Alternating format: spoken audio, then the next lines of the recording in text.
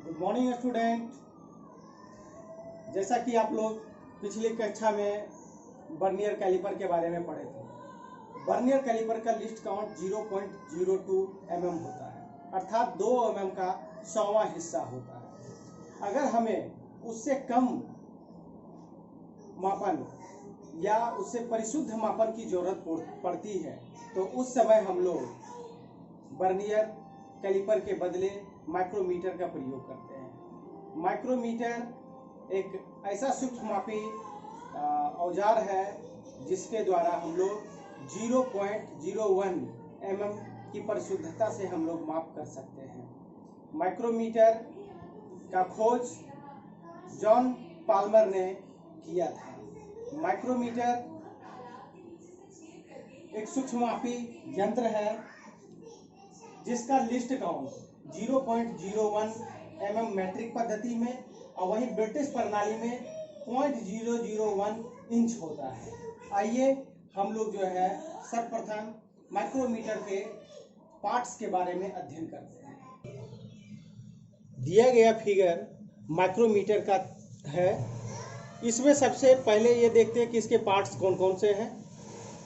ये जो सी आकार का आपको फ्रेम दिख रहा है, यह एक कास्ट स्टील और ड्रॉप फोर्ज स्टील का बना हुआ मुख्य ढांचा होता है। इसी फ्रेम में एक किनारे में एक छोटा सा एनविल लगा हुआ होता है।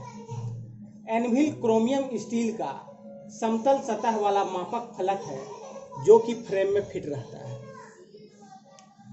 स्पिंडल क्रोमियम स्टील का बना हुआ एक सिरा मापक फलक का दूसरा सिरा होता है। यह दूसरा सिरा के इसके स्पिंडल के दूसरे सिरे पे थ्रेड बना हुआ रहता है जो कि नट में लगा होता है। स्लीव और बैरल, ये जो हिस्सा है इसे स्लीव और बैरल कहते हैं। अंश वाली ये डेटम रेखा होती है जो कि फ्रेम पर लगा होता है। इसके अंदर जो है इंटरनल थ्रेड कटा हुआ रहता है। थिम्बल, यह एक नर्लिंग किया हुआ, इसके एक सिरे पे नर्लिंग किया हुआ और दूसरे सिरे पे बेवल एज होते हैं। बेवल एज का मतलब कि ये शंकु के आकार के होते हैं जिसके ऊपर अंशांकन बने हुए होते हैं और यह सिरा स्पिंडल से जुड़ा हुआ रहता है, अर्थात ये स्पिंडल और थिम्बल एक ही साथ रहता है और ये फ्रेम और स्पिंडल एक साथ रहता है। अगला जो है रैचेट स्टॉप। जब हम माइक्रोमीटर के द्वारा मापन करते हैं तो उस समय पाठ्यांक के पश्चात पाठ्यांक लेने के समय मापन सतह के मध्य मतलब इसके और इसके बीच जो हम जॉब रखते हैं उसके ऊपर एक समदाब सुनिश्चित करने के लिए, एक समान दाब लगे, इसके लिए रैचेट स्टॉप का प्रयोग करते हैं। अगर रैचेट स्टॉप का प्रयोग नहीं करके थिम्बल को अगर घुमाएंगे तो अलग अलग लोग के द्वारा अलग अलग प्रेशर लगेगा जिससे कि पाठ्यांक में रीडिंग्स में अंतर आ जाएगा। अगला यहाँ पे एक लॉकिंग नट भी होता है।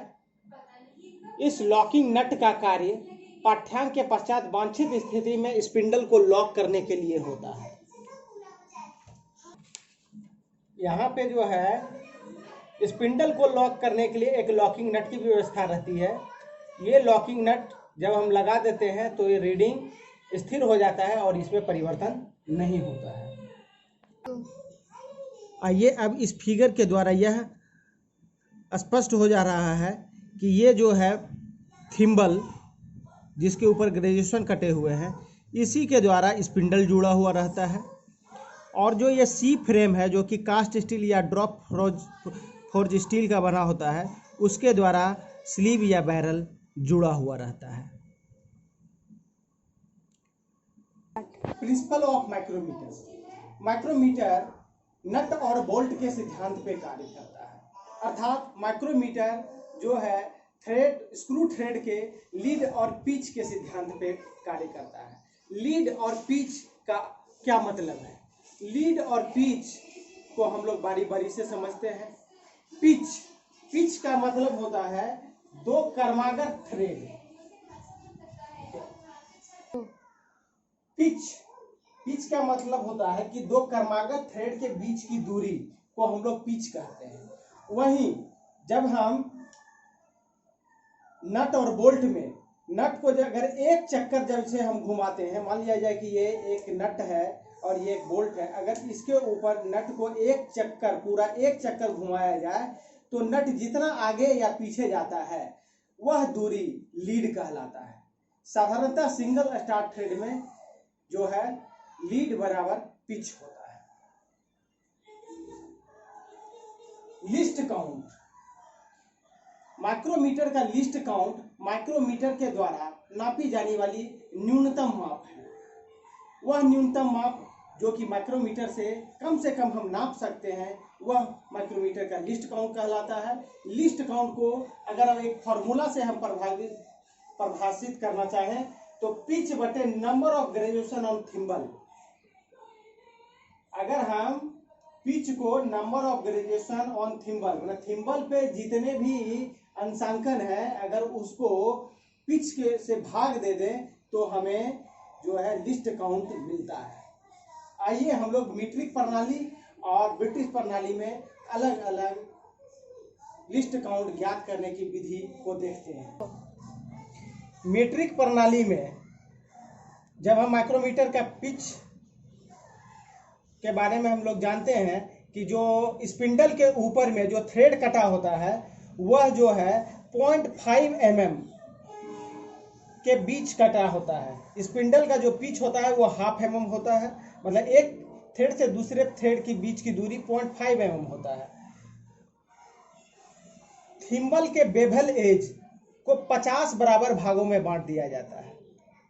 जैसा कि आप जानते हैं कि थिम्बल को पूरा एक चक्कर अगर घुमाते हैं तो हमारा जो है स्पिंडल 0.5 mm मूव करता है, इसलिए 50 थिम्बल डिवीजन बराबर 0.5 mm, इसलिए एक थिम्बल डिवीजन बराबर 0.5 बटे 50 बराबर 0.01 mm। यही जो है लिस्ट काउंट ऑफ माइक्रोमीटर कहलाता है जो कि 0.01 mm है।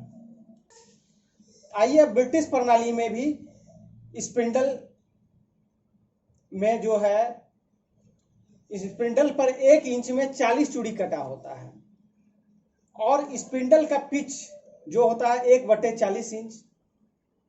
थिम्बल के बेवल एज को 25 बराबर भाग में बांटा जाता है, इसलिए कह सकते हैं कि 25 थिम्बल डिवीजन बराबर 1/40 इंच, इसलिए एक थिम्बल डिवीजन बराबर 1/40 गुना 1/25 बराबर 1/1000 बराबर 0.001 इंच, जिसे कि 1,000 भी कहते हैं। Least count of micrometer in British system 0.001 inch. Micrometer में कभी कभी जीरो एरर भी आ जाता है।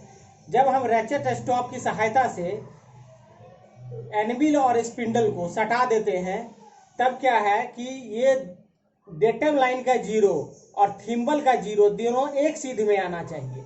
अगर ये जीरो थिम्बल स्पिंडल के डेटम लाइन से ऊपर या नीचे रह जाता है तो उसे हम लोग जीरो एरर कहते हैं। अगर इसमें यह दो प्रकार की होती है, धनात्मक त्रुटि जिसे पॉजिटिव एरर कहते हैं। यदि थिम्बल की जीरो स्लीव की डेटम लाइन के पीछे रह जाती है अर्थात इसके नीचे रह जाती है तो इसे धनात्मक त्रुटि कहते हैं। रीडिंग लेने के बाद इस रीडिंग में से इस त्रुटि को घटाने पर सही रीडिंग आ जाती है। ऋणात्मक त्रुटि, यदि थिम्बल के जीरो स्लीव की डेटम लाइन से आगे बढ़ जाती है तो इसे ऋणात्मक त्रुटि कहते हैं। रीडिंग लेने के बाद कुल रीडिंग में इस त्रुटि को जोड़कर सही रीडिंग प्राप्त कर सकते हैं।